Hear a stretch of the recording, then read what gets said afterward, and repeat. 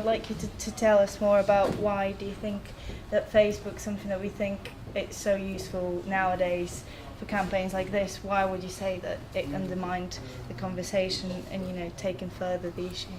Well, absolutely. I must say that being Facebook a very young platform, it's only 7 years that it became commercialized.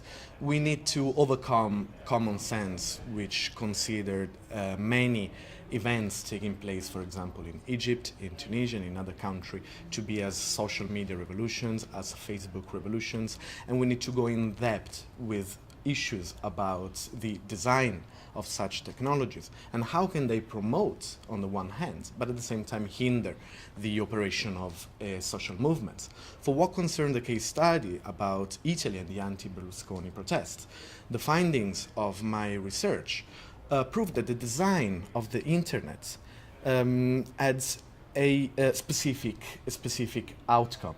On the one hand, the lack of a democratic management of Facebook pages, which, let's remember, they've been created to be a tool for brands and not for social movements and protests. They have been managed by a handful of activists, which were very reluctant in sharing password in order not to let access people the page that were not completely trustworthy. The outcome was that many activists wanted a voice within the movement and wanted a shared management of the Facebook page, which was central for what concerned this specific movement. And so they felt excluded, and they created counter movements. So they fragmented the power of the movements. At the same time, the design of Facebook pages promoted top-down interaction. So from page owners, specifically brands, to the audience. So they didn't promote a real discussion.